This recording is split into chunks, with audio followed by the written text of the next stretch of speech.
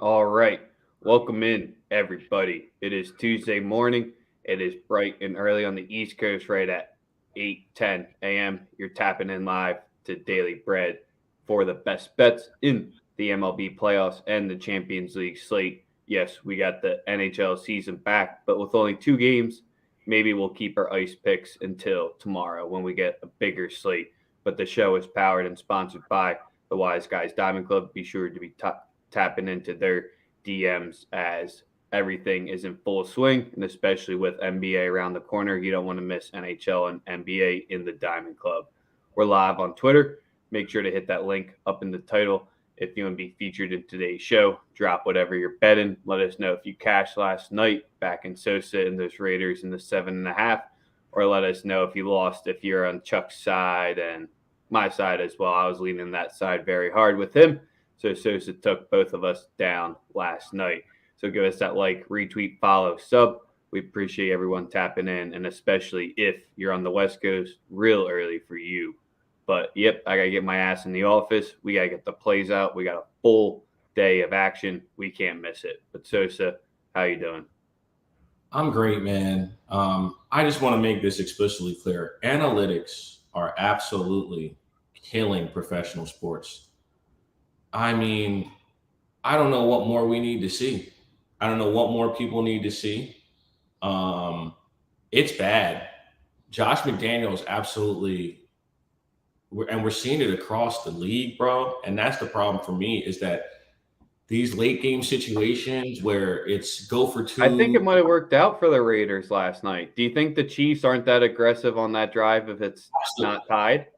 Listen, if That's what I'm saying. They had the chance to win. It worked. it's It four, it four plus worked. minutes. Listen, it's 4+ minutes, right? Here's the thing. It looks like it worked because they got to stop. There's no way that Kansas City is that conservative with their play calling, losing the game or tied. At that point, they're definitely trying to get down the field and Yep. get. So the whole idea that they got the stop. First they got two first downs, and then they got to stop. Again, for me, I'm not with that. I will No, I say think it's more of coaches not having, I don't want to say a brain, but you're supposed to have analytics help you and not make decisions for you. It's really the easiest way to do it. Just with yep. any type of numbers, any type of stats, it's supposed to back you up for your basis, not to be the reason why you do it. And that was just like a straight analytics move. We know that it's all numbers, numbers, numbers, numbers, numbers, numbers, numbers, and I get that, but give your team an opportunity, bro. Like at least make it a little more pressurized situation for the guys on the other side, you know. And then the play calling down the stretch, absolutely atrocious. I mean, you could just keep handing the ball off to. Could have just kept handing the ball off to Jacobs. It's 4th and 1. You hand it off to Jacobs. You clock on first down. You got two opportunities to get the ball downfield, over the middle of the field, and still stop the clock. Absolute terrible mismanagement of the clock, in my opinion. Just bad, bro. Shout out to Travis Kelce though, 4 red zone touchdowns, showing you that he's absolutely he's impossible to defend. Um, if you want to take him away between the 30s, that's fine. But once they get inside the 20-yard line, he understands change direction. He understands angles. He understands all the little nuanced things of playing the position. For me, I'm very, very, I was impressed by that. Patrick Mahomes is Patrick Mahomes. You know, still the guy, still the best in the game, and he makes it look easy. There's really no discussing it at this point. Nobody's. I don't think anyone's debating that he's the best tight end in football. Nope. If you're debating if he's the best ever, that's the conversation we're going to start having now because he's like that. You know. So, other than that, obviously we get Major League playoffs back. My Dodgers play tonight. Your Phillies play tonight. They play this afternoon. Oh yeah, at 1 o'clock. They got a 1 o'clock start. But again, for me, with what we've seen, I'm excited for the baseball playoffs. I think we might see a little more chalk here in this round, which would make sense, right? There's a reason why teams got buys. I mean, that's what the books are telling you today because you got everyone at minus 200 or better on the money line for your home teams. Yeah, I'm seeing that they're overwhelming favorites. So at least one of the dogs will win. Picking the right one is the situation at hand. Yep. So for today's episode, we'll start with the MLB playoffs, and then we'll wrap it up with the Champions League slate. If you're betting on the NHL tonight, drop your best bets in there. Well, like I said, we'll pick that up tomorrow. We'll stay away from the 2 games tonight. But let's just get into the playoffs since we already talked about 4 teams all at minus 200 with the home. You got 1 6.5 laying out there, depending on your book, 7s and 7.5s. We can just run it through chronological order.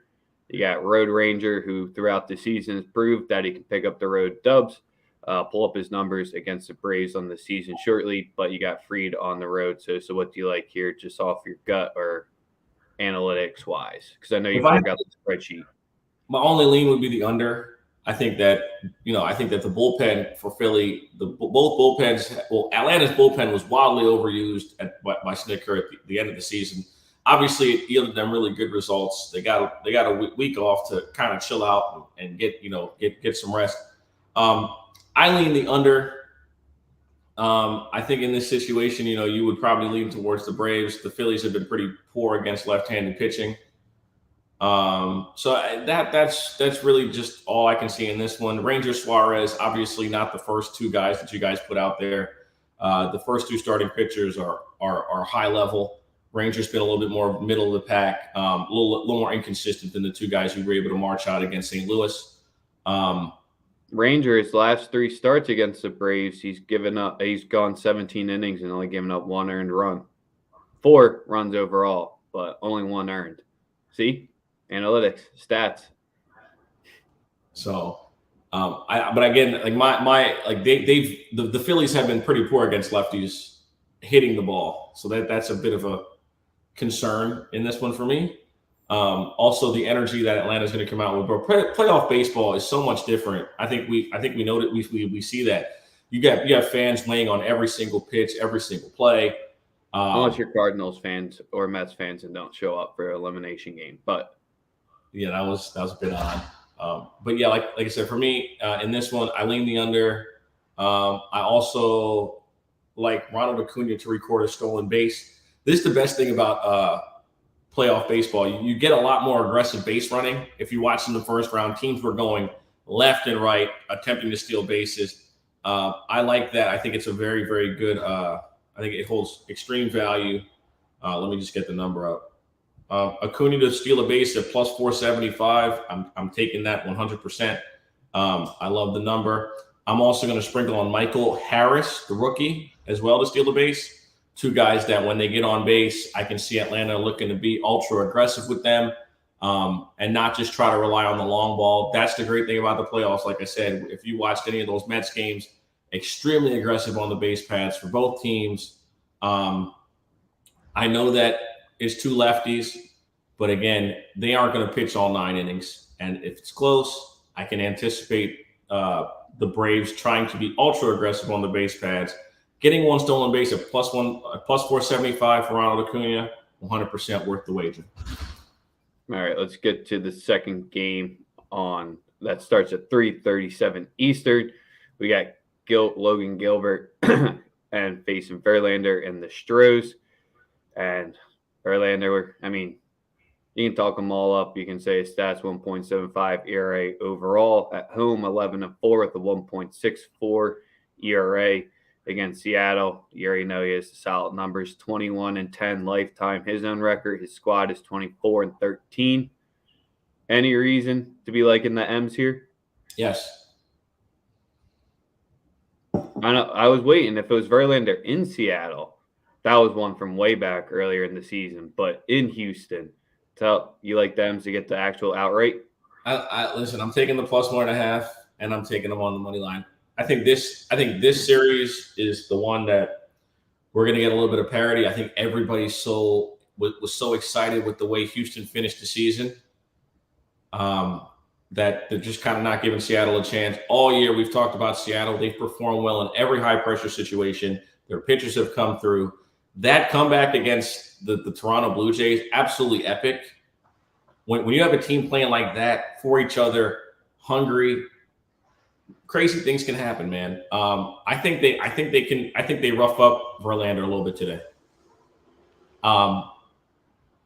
Don't like I said, every time we faded Verlander, we won. We faded him against the White Sox in the first 5, we won. We faded him against Seattle in Seattle, we won.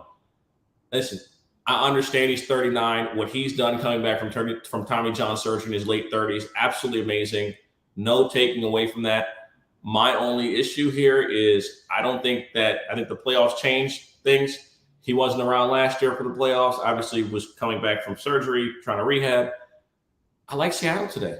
I think Seattle finds a way to sneak one out. I think they keep it close. You get a plus 120 for the plus 1.5. If this was Mike Gonzalez starting, I'd be a little bit worried, but it's not. It's Logan Gilbert. 13-5 on the road this season. Yep, give me Seattle today. And then let me see.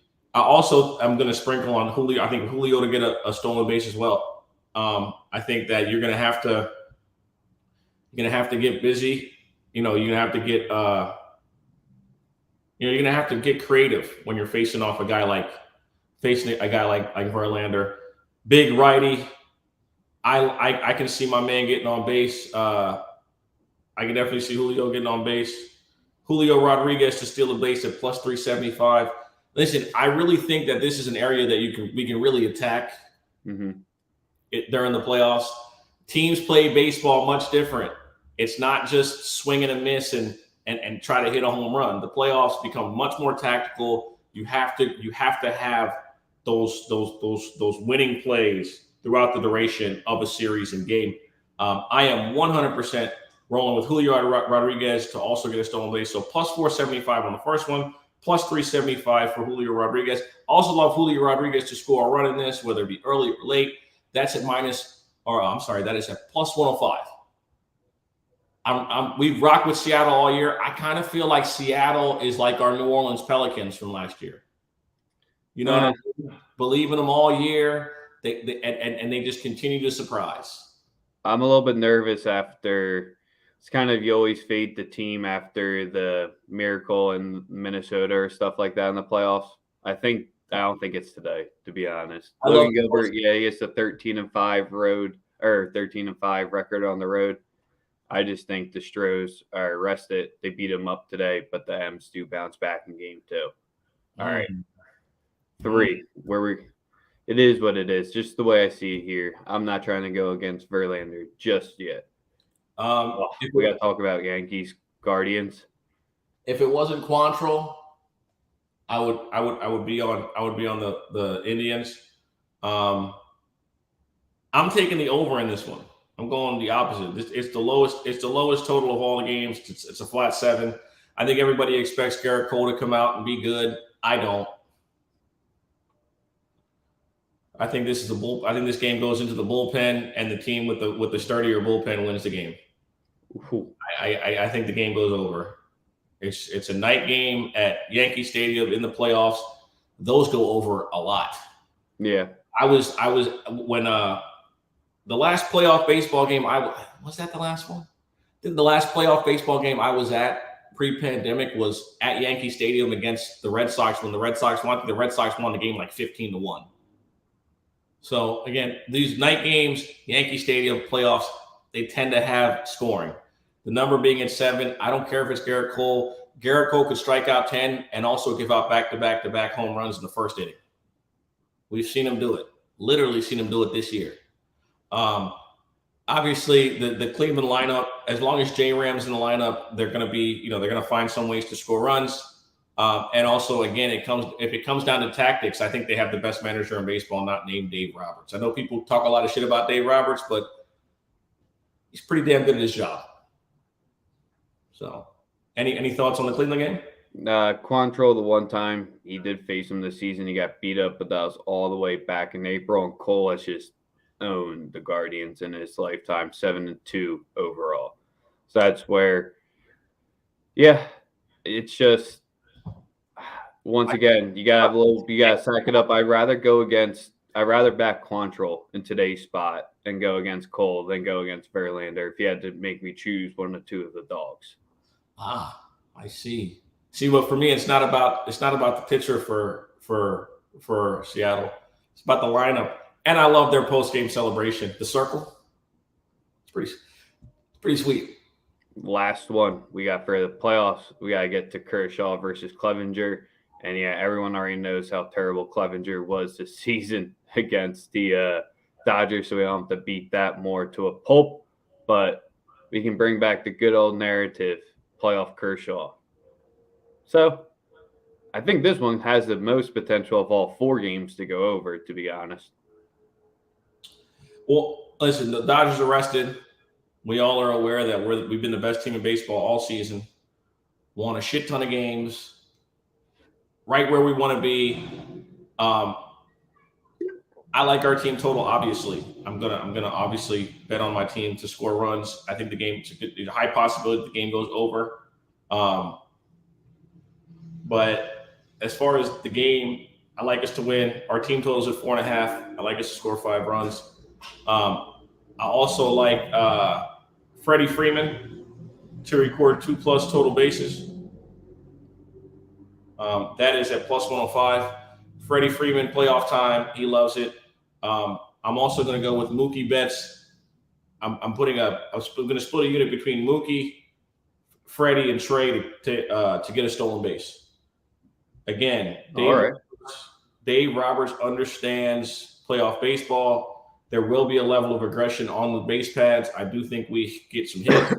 Freddie Freeman to get a stolen base at plus 775. Mookie's at plus 475, and Trey Turner's at plus 320. Again, in the playoffs, teams that can generate offense without having to hit the long ball are the most effective.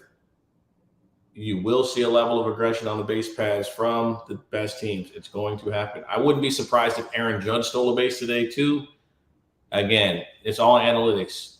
The amount of attempts at stolen bases in the playoffs go up a significant amount because, again, the level of aggression and need to win is at an all-time high.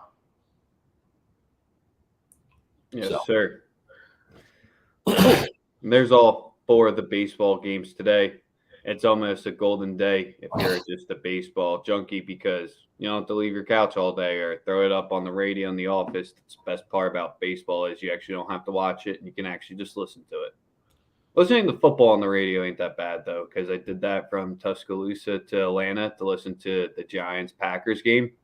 Not bad if you get a good commentator for the radio, but yeah, that's the good thing too about the radio. The radio is actually like ahead of the TV. Like my homie will play like Merrill Reese and mute the TV, and that's a smart way to do it. He'll always be like 10 seconds. Yeah, you Philly people are different. Philly fans are just a different breed. They had a pretty bad commentators on the Cardinals game this weekend. That was a rough listen. Yeah. You know what I love more than anything? But the plane had it, so I'm not complaining. My favorite pastime is to be right. So obviously the Raiders. Listen, the Raiders game last night, I didn't have to look at any analytics to know they were going to cover. You know when I knew they would cover? Right after Kansas City beat the shit out of Tampa Bay on national TV. There was no way Mahomes was going to get back-to-back primetime games where he just got to shred through another team. Yeah. It's not good for entertainment. It's not good for the bottom line. So the game was pretty entertaining last night, in my opinion. We got a 1 point. Of course it was entertaining. It was a 1 point game. It wasn't a 20-point blowout where the other team was trailing. I mean, if your kicker probably won you your fantasy matchup, it would have been close to the scoreline prediction. And I beat Chuck in fantasy, undefeated in the league. Another one. He missed the first field goal. Banged a 59-yarder, gave me 5. But he missed the second one too. I'm okay with that. A 59-yarder is like a touchdown. That's a 5-point field goal in fantasy. Chuck was sick. Yeah, that's great. That's where would have been right at that 36 or 35 mark that Adam projected at. Also, then he had the mushes going across it. I mean, that was almost a clear one there as well. But let's get to the Champions League. If you're coming for the baseball playoffs, we just went through the full slate. Sosa, I don't know if you got any goal scores, but the 2 early games, you got Maccabi Haifa going and Juventus, and then Copenhagen and Man City. I'm staying away from both of those because I don't ever want to bet on Juventus again this season because they're absolute trash. Their midfield is still a mess. Chiesa is out. They have like half of their lineup out today. Do not like them, even though it's a must win. I mean, you can always give the team with the more motivation. It's a trappy minus 118. I almost had it locked in, but looking who's going to play, and they needed to move up to the potential second spot with more wins in their group. So, yeah, staying away. And then City, I mean, it's City. I don't know how much they're going to try here. You're not interested in Erling Haaland plus or minus 260 to score a goal? I was about to say, I don't even know if he'll play today.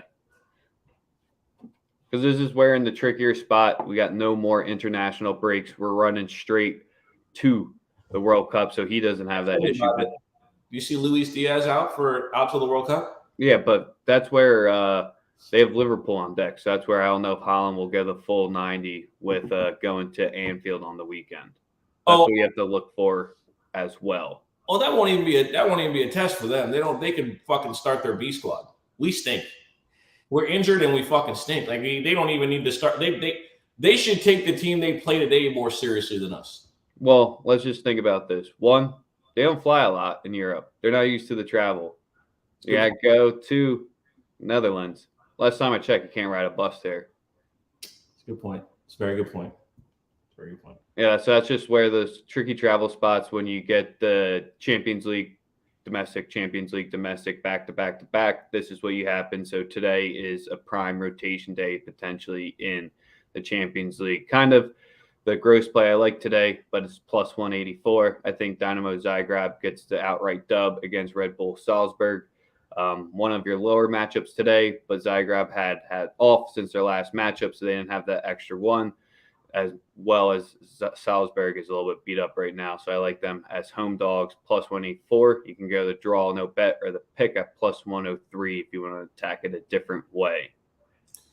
Yes, yeah, Madrid going to Shakhtar, who needs a result.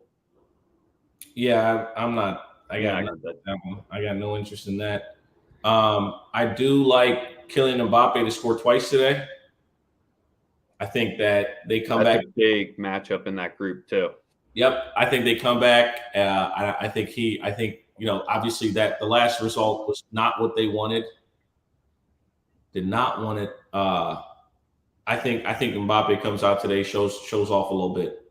Mbappe to score twice at plus 420. Giving out a lot of high odd plus money on plays. I like a lot of just rarer markets today and just in sports in general, especially with the baseball. Like I said, I gave out 4 different stolen base props. Mbappe scores twice today. One will be a pen. The other one will be like a tap in inside 5 yards. I think they handle Benfica. I know the game's at Benfica though, correct? No, it's in PSG. Right. Well, it's in Paris. Then I like it even more. Yep. They perform much better at the crib. So yeah, that's no question for me. And we're gonna roll with Vinny Jr. to score against Shakhtar. Like you said, needing a result. Vinny Jr. at plus 145. I mean, obviously the easy choice is Kareem Benzema, who's a fucking machine. But I don't know I don't know his exact health situation. I know he's trying to round into shape to make sure that he's good for his national team. So that's something that you mentioned. This next month, you're going to see a lot of players kind of load manage, especially the guys that are in their 30s. Yeah. Like I think Messi's. You're going to see load management here for the next month, and you're going to see it for guys like Nate. Like you're going to see it for pretty much all the 3 stars for PSG for certain. So that's where if you want to wait for lineups, you can always do that to lock into place if goal scorers do get voided if they don't start. So never worry about that. But yeah, rotation does happen more often than not in footy as well. So we'll have to see what the lineups are doing. Nice little piece there from Sosa. I'm going to stay on the fading of the Red Bull organization today. Another why? Because fuck them. That's why. But true. The Leipzig. Another team that needs points, knowing that Real Madrid should take care of Shakhtar with no problems. So that's why I'm going to take Celtic on the plus 0.5 at minus 120. Another gross home dog matchup here. but fading the team that needs the points here. Yes, sir. And then the last game that we have out there is AC Milan versus Chelsea. I guess Dortmund and Sevilla as well, but that one's a little bit juicier. I lean Sevilla there if I had to, just because, we're doing Sevilla plus 1.25 at minus 108 because they just came off of the Bayern matchup. Correct. Easy. Third one, we're not messing with Chelsea Juventus, so plus 1.25 on Sevilla at minus 108 to round it out. Yes, sir. I'll definitely have something for tomorrow. Sosa, you're feeling dangerous. Mo's asking for hockey. You got the Lightning versus the Rangers. I got something for hockey, actually. You got the Knights versus the Kings. All right. We are going to go with – I don't even know if I have an NHL banner, so they don't pay us enough. We're going to go Lightning, Rangers, over 5.5, minus 110. First hockey play of the season. All right, we'll get a daily hockey play out there for you each day. We'll track it, and then once we go plus 20 units, we'll retire because we'll get the whale out there real quick. Probably just fade the Flyers each game. This probably going to be the easy way. How do you guarantee that you stay 10 units plus from Nerfies? Just stop giving them out. Stop fucking betting them. And you're good. So we got a loaded college football weekend slate coming up, so make sure you're tapping in Thursday night to JD's DFS episode. He cashed a huge entry last weekend by stacking Ohio State. Well, he did you see the 2 he won? Yeah, he cashed 2, but one was huge. The one was ridiculous. The one where he had, was it 5 guys from Ohio State? Yeah. So that's where every Thursday night, free advice on their channel. If you want to cash out on your DraftKings DFS or any DFS tournaments, if you want them to help them customize your lineup, that's your spot there. Saturday, we have 3 ranked unranked top 10 matchups or wild matchups of paid for play, 10:30 Saturday a.m. Sunday morning quarterbacks on the weekend, and we have a beautiful full week of sports. So be tapping in each day with us for playoffs, Champions League, NHL. We got it all here. We out.